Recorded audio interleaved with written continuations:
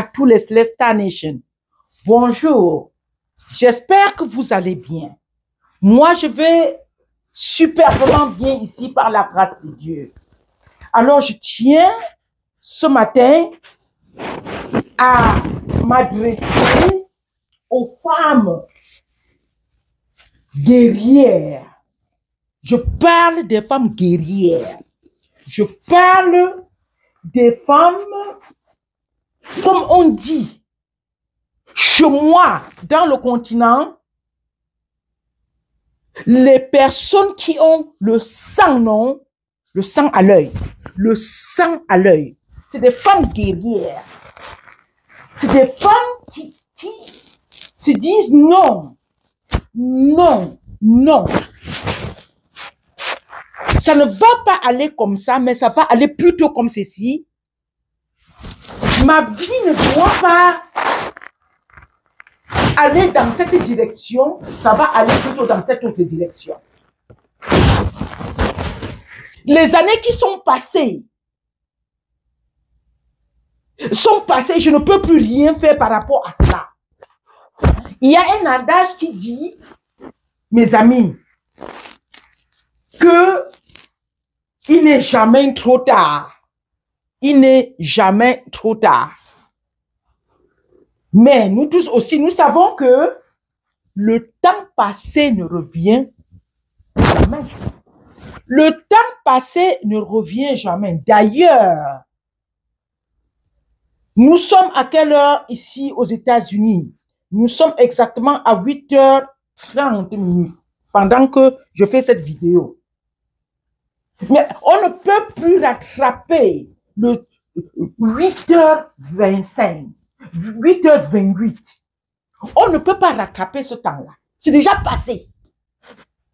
Et quand on regarde bien nos vies, c'est comme ça que des heures, c'est comme ça que des semaines, c'est comme ça que des mois, c'est comme ça que des années se sont écoulés, se sont écoulés, se sont écoulés, se sont écoulés. Et très souvent, on n'a pas fait grand chose. On a fait peut-être des petites, on a fait un peu, et on n'a pas voulu continuer, et parce que, je parle aujourd'hui donc aux femmes guerrières. Je m'adresse aux femmes guerrières. Il y a des catégories de femmes. Il y a plusieurs. Il y a environ 3 catégories de femmes. Il y a des femmes qui sont très passives. Ce sont des femmes qui, très souvent, vont faire très peu, très peu, peut-être 2%, pour se développer. Ce sont des personnes qui ne sont pas prêtes à se lever et prendre des bonnes décisions pour elles-mêmes. Ce sont des femmes qui, très souvent, ne regardent pas leur progrès. Si les 10 années passées, s'il y a eu quelque chose, même un peu, ça, elles n'évaluent pas ce genre de trucs. En tout cas, pour cette catégorie de femmes, elles vivent aussi comme ça, le jour au lendemain. Bon, elles sont passives. Elles reçoivent ce que la vie leur donne, elles prennent. Si ça ne donne pas, ça va. Elles n'iront jamais chercher. Elles n'iront jamais chercher. Une autre catégorie de femmes, ce sont des femmes qui sont très engagées, qui sont prêtes à faire beaucoup pour elles-mêmes et même pour leur famille. Ce sont des femmes qui sont des go-get. Mais très souvent, les choses de la vie, les difficultés de la vie, souvent, vont venir submerger sur leur chemin et tout de suite, elles vont s'affaiblir. Elles vont vivre la dépression. Elles vont abandonner.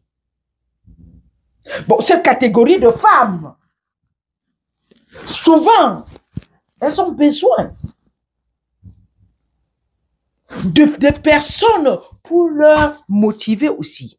Elles ont besoin de personnes pour leur dire, vas-y, tu peux, vas-y, reprends encore. Elle a besoin souvent de ce support.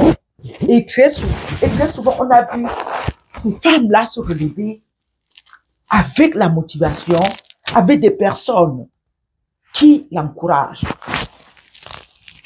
Il y a la dernière catégorie des femmes ici. La troisième, pardon, pas la dernière. Je m'excuse. La troisième catégorie des femmes. Ce sont des femmes, ce sont des femmes complètement hors la loi. Je ne sais même pas. Je ne sais pas si c'est hors la loi. Amis, ce sont des femmes qui font des choses que les autres femmes ne font pas. Ce sont des personnes qui se lèvent le matin et prennent des décisions sérieuses de leur vie. Qui se lèvent un jour comme ça et tu ne la retrouves plus quelque part. Ce sont des personnes qui font ce que les autres personnes refusent de faire. Il y a dans cette catégorie de femmes, ce n'est pas une femme que tu peux facilement contenir. C'est des femmes qu'on ne contient pas facilement. C'est pas des femmes que tu peux fermer. C'est pas des femmes que tu peux facilement manipuler. Ce sont des femmes qui soit ont vécu certaines atrocités dans leur vie. Cette catégorie de femmes, c'est soit des femmes qui ont vécu dans un entourage qui n'était pas très propice pour leur développement et à un moment donné, elles ont décidé de faire quelque chose de leur vie. Oh, je me souviens, je viens de vous raconter ce que ma grand-mère, oh my God, ma grand-mère était une guerrière, une vraie guerrière. Moi, j'ai écouté beaucoup d'elle et j'ai appris beaucoup de choses d'elle. Vous savez, pendant les grandes vacances, il y a souvent la réunion familiale, non? La réunion familiale. Alors, une année, je pense que j'étais encore en classe, je devais être en classe de troisième. On est allé au village, chez ma grand-mère maternelle. C'était la réunion familiale. Et au moment de saluer les gens, au moment du repas, parce que c'est le plus beau moment, quand on mange les arachides, on mange le taro, on mange le condré, on mange tout le monde est là, les enfants, les petits-enfants, tout le monde, on se retrouve chez ma grand-mère pour la réunion familiale, les amis. On a donc passé la parole à ma grand-mère. Ma grand-mère a dit quelque chose qui m'a révolté particulièrement. Dans sa prise de parole, elle a dit quelque chose qui m'a complètement révolté. Quand j'ai écouté cela, cette parole, chaque fois dans moi, ça résonnait, cette parole. J'ai porté cette parole des années et des années. Parce que j'avais décidé, ce jour-là et à cet endroit. C'était un challenge pour moi. C'était un challenge pour moi. Je m'avais dit ce que ma grand-mère m'a dit. A dit à la réunion familiale. Elle a dit, je vous souhaite la bienvenue.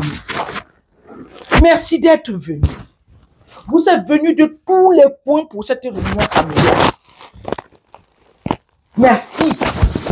Dieu vous a amené. Et que Dieu, encore, vous ramène. Vous venez chaque année. Chaque année, vous venez. Chaque année, vous venez. Je vous vois venir ici chaque année. Et ça me fait du bien quand je vous vois. Mais j'ai juste quelque chose que je ne comprends pas. Il y a quelque chose que je ne comprends pas. Il y a quelque chose que je ne vois pas. Il y a quelque chose, mes amis, qui me déchire le cœur. Votre présence, c'est une très bonne chose.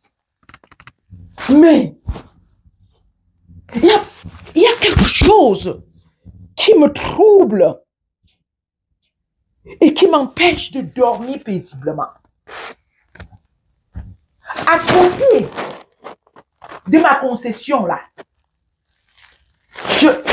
chez les autres voisins, moi quand je passe là-bas avec ma petite corbeille, je vois le jour de la réunion dans ces concessions autour de moi, dans mon quartier-ci là. Je vois les voitures. Je vois que les enfants sont venus avec les voitures à la réunion familiale. Je vois beaucoup et beaucoup et beaucoup de voitures garées. Mais ça fait plus de 10 ans que vous venez ici, chez moi. Ça fait plus de 10 ans, vous venez année et après année et après année.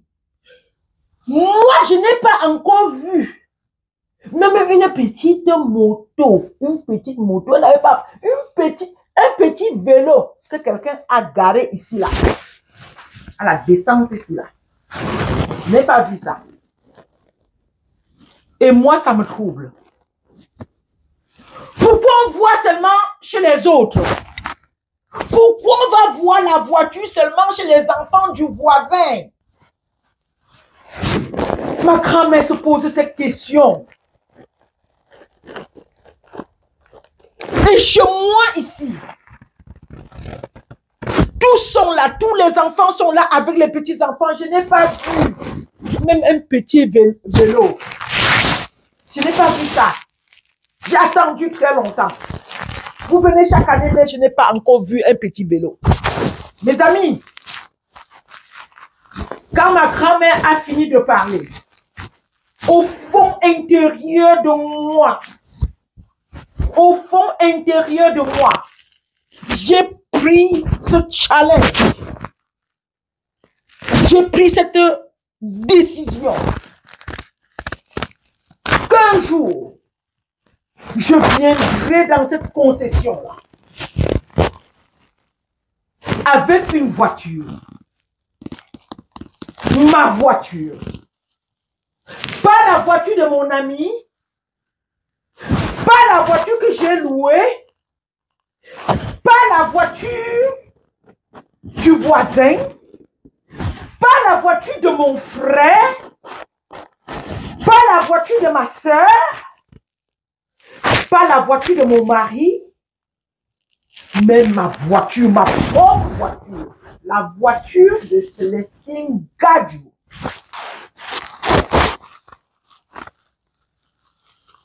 La voiture de Célestine Gadjou, ça va descendre dans la concession de ma grand-mère. Oh, l'appel m'a fait mal. Mais ça m'a aidé. Ça m'a aidé à me dépasser. Ça m'a aidé à pousser plus fort. Ça m'a aidé tellement à aller plus dur. Ce n'était pas facile. Pour une famille, toute une famille où il n'y avait personne. Qui avait même un petit vélo. Je peux vous le dire sans me vanter. Et même si je me vante, ce n'est que la vérité. Que je suis la première femme. Oui, oui. Dans ma voiture. Amen. Je suis la première femme. Dans ma famille. À acheter une voiture. À acheter une voiture.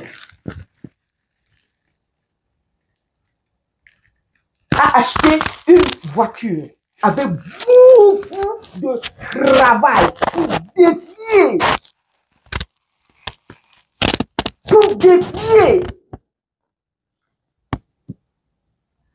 Vraiment, cette façon de vivre où ma grand-mère s'est souciée, malheureusement, quand j'ai acheté la voiture, elle n'était plus.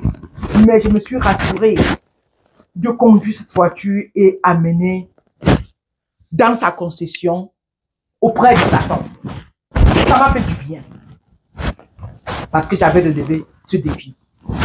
Et même dans sa tombe, elle aurait vu que sa petite fille, que je suis, je l'ai amenée une Toyota Sequoia à l'époque. Une Toyota Sequoia à l'époque. Et quand j'ai acheté cette voiture, les enfants m'ont demandé, maman, pourquoi tu achètes la Toyota Sequoia? J'ai dit, moi, si vous vous souvenez, et si vous connaissez bien le Cameroun, surtout la route de Bamenju et Bameka, c'est une route dans le temps. Ce sont les Saviens. On appelle ça le Noombe. Le Noombe qui allait donc sur cette route. Et quand il pleut, mes amis, quand il pleut sur cette route, on s'en fout. Vous allez aller au champ. Ça glisse, il y a la boue et c'est du n'importe quoi. C'est terrible sur cette route. Mais il y avait une année où je suis allée au village et j'ai vu donc le chef, son honorable Sokoudjou, le chef Bamenju, pendant que tous les Saviens avaient glissé, étaient tombés au champ, tout le monde était au champ, glissé et au champ, le chef Bamenju, son honorable Sokoudjou, Jean Rameau, qui est le roi de Bamenju, j'ai vu que sa voiture avait une Toyota Sequoia. Il est sorti de Bafoussam et il est monté rapidement avec la Toyota Sequoia. J'ai dit, waouh! Et cette année-là, moi j'étais au champ, j'ai regardé, j'ai dit, ok, un jour, je vais conduire la voiture ici. Voilà ce qui m'a motivé à prendre ma première voiture, la Toyota Sequoia 2001, toute neuve. Mes amis, je te raconte cela pourquoi. Je t'ai dit aujourd'hui que je parlais aux guerrières. Je t'ai dit aujourd'hui que je parle aux guerriers. Le guerrier, souvent, c'est quelqu'un, pendant que les gens vont tu vois, devant, lui, il doit aller plutôt par derrière. Il y a des gens, les guerriers sont des gens qui ne font pas très souvent des choses catholiques. Ce que tout le monde fait. Les guerriers, ce sont des personnes, quand beaucoup de personnes vont aller à droite, tu vas voir la personne va aller plutôt à gauche. Les guerriers sont des personnes qui voient ce que toi, tu ne vois pas. Les guerriers sont des personnes qui voient des opportunités là où tu ne vois pas l'opportunité. Oui, sur Woman TV Talk Show aujourd'hui. Pendant ce temps, si tu me suis et que tu n'étais pas encore abonné, on va s'arrêter un seul instant. Abonne-toi. Abonne-toi. C'est gentil d'être abonné. Pour suivre des concepts comme ce que je suis en train de te dire là. Abonne-toi. Laisse-moi un commentaire. Laisse-moi un commentaire et partage. Partage. Partage la vidéo. C'est important. Donc, quand je vois les femmes que nous sommes aujourd'hui, il y a des personnes, il y a des femmes qui travaillent de manière d'arrache-pied pour se développer, pour développer leur famille, pour encadrer les enfants, pour encadrer leur mari, pour partager leurs connaissances dans la communauté. Pendant ce temps, il y a d'autres personnes qui sont là seulement pour dire qu'on va voir ce qu'elle va faire. Elle va encore faire quoi aujourd'hui? Elle peut même faire quoi? Moi, je t'invite. C'est le temps de faire le bavardage. C'est le temps de venir travailler. C'est le temps de travailler sur toi-même. C'est le temps réellement de prendre conscience du rôle de la femme. La femme que tu es. Pour toi-même d'abord. Pour ta famille. Oui. Parce que ça va commencer par là pour ta famille. Quand je parle de la famille, je vais être clair ici. Si tu as fait des enfants, je m'en fous si tu es marié ou si tu n'es pas marié. Parce que, avec votre permission, les femmes, je vais être un peu dur sur nous. C'est nous qui décidons de porter les enfants. C'est nous. C'est nous-mêmes qui décidons de porter les enfants. Si nous ne les portons pas 9 mois, et on les accouche, on les ramène. Allez poser la question depuis la nuit des temps. Allez poser la question à nos aïeux. C'est vrai qu'aujourd'hui, avec la loi et le modernisme, surtout en diaspora et tout, bon, on va forcer l'homme à prendre soin des enfants. C'est bien. Moi, je ne vais pas parler des hommes aujourd'hui, je vais parler des hommes une autre fois. Aujourd'hui, c'est le cadre de la femme guerrière. C'est la femme guerrière. Moi, j'ai 4 enfants moi-même. Oui, oui. Les hommes qui sont partis et qui ne sont pas occupés. Là, tu penses que je vais laisser mes enfants? Je vais laisser mes enfants. Pourquoi?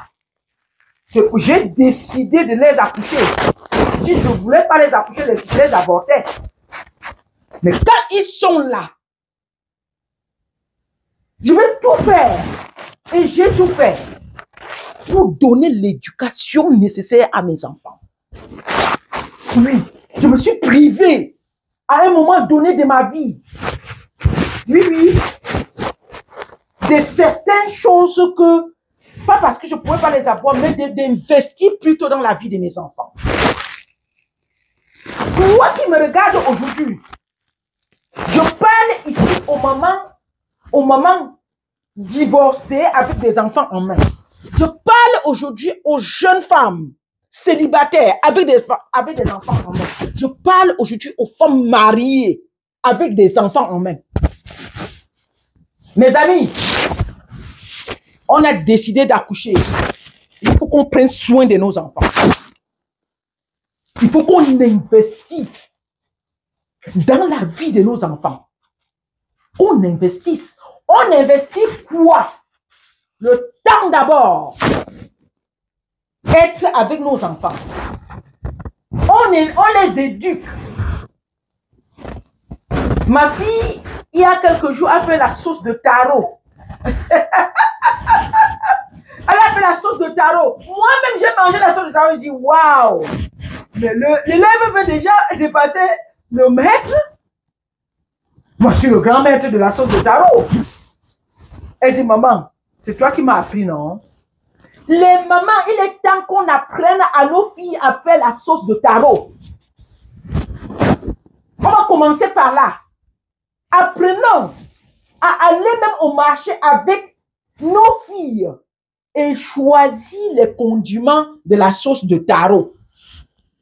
Si nous voulons prier, nous continuons à prier que nos filles aillent en mariage demain, que nos filles se marient demain, c'est notre responsabilité. Ce n'est pas la responsabilité du père. D'apprendre à nos filles d'abord de faire la cuisine. Oh, j'admire une de mes belles filles. Je peux entendre sa voix quitter sur les électroniques, quitter sur les électroniques. Elle s'adresse donc à ses enfants. Quitter sur tout ce qui est électronique. C'est le temps d'entrer à la cuisine. Les femmes guerrières vont se tenir également dans cette position-là pour l'éducation de leurs enfants. C'est de ça qu'il s'agit, mes amis. La femme guerrière est au four et elle est au moulin. D'abord pour elle-même et ensuite pour ses enfants et pour son mari. Ta place est où? Ta place est où? Ta place est dans les excuses. Ta place est dans les bavardages inutiles.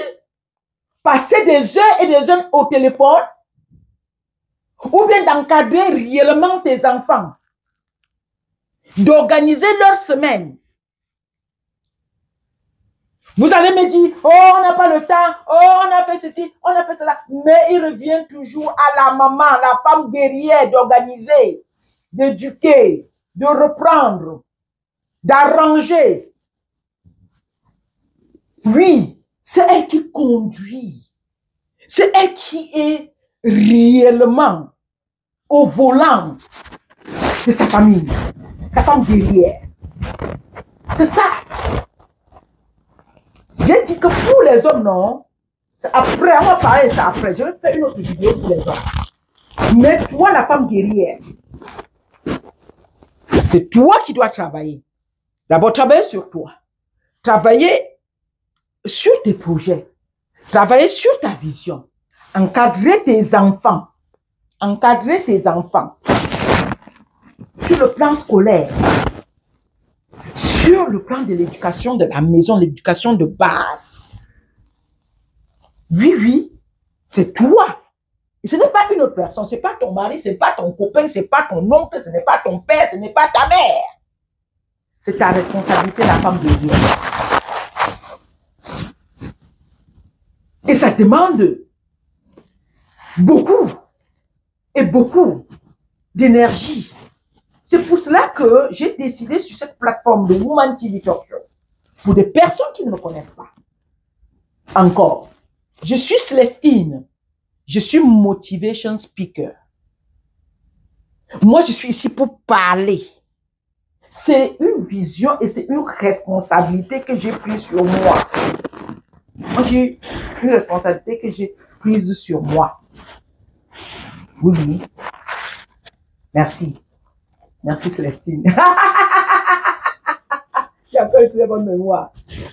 Bon, après ça, mon professeur, non, mon maître de Koumouende, non. Oh, j'ai encore la cicatrice jusqu'à aujourd'hui. La cicatrice est là. Oui, pour la conjugaison, on disait que quoi, analyse grammaticale. Vous vous souvenez? L'analyse grammaticale, ou c'était l'analyse quoi, en tout cas. Quand je ratais là, il me donnait une pouc, j'ai encore ça jusqu'ici. Donc, anyway, c'était juste bon, une petite parenthèse. Donc, en 2025, tu veux voir des choses changer. Les guerrières, levez-vous. Levez-vous pour vous-même. Levez-vous pour vos projets. Levez-vous pour votre vision. Levez-vous pour votre éducation. Éduquez-vous, continuez à vous éduquer, à apprendre de nouvelles choses, à vous développer, à développer la vie, surtout à impacter la vie de vos enfants. Les enfants vont beaucoup copier de nous, les mamans. Elles vont faire ce que nous faisons. On peut parler, parler. Mais une maman qui met de l'ordre toujours dans sa maison, quand ses filles ses fils se lèvent et ils vont apprendre parce qu'ils voient maman faire. Mais si tu es aussi une maman désordonnée, non, c'est comme ça que tes enfants aussi vont être des désordonnés. Et c'est de cela qu'il s'agit, mes amis. Donc, je suis ici pour te motiver. J'ai pris la responsabilité sur moi. Ma vision est claire. C'est de me lever tous les jours et venir sur le plateau de Woman TV Talk Show. Te motiver. Oui, oui, te motiver. Partager mes expériences avec toi. Éduquer, inspirer, impacter, sensibiliser les femmes. Alors, si tu veux continuer avec moi, avec ce plateau de Woman TV Talk Show, à avoir petit à petit à ajouter dans ta vie des valeurs, petit à petit, des valeurs qui vont te propulser à être la femme que tu es née pour être, la guerrière qui sort du lot, la guerrière qui sort sa tête de l'eau, la guerrière qui dit non, je me crée une place. Tu fonces, tu fonces, tu fonces, tu fonces jusqu'à ce que tu t'asseyes à la première place, la place qui est la tienne. Alors, je t'invite, toi qui m'écoutes, de venir à la méga conférence. La méga conférence va se passer au continent, hein? C'est au continent. Abafoussa, ma ville natale. Abafoussa, ma ville natale, Cameroun. Continent. Ce sera le 22 février. Appelez et prenez vos billets. Les billets sont en train de finir.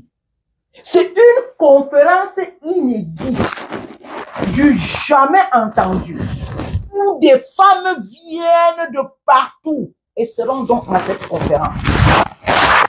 On va apprendre beaucoup de choses. On va apprendre comment se développer premièrement. On va apprendre, on va vous donner des tours.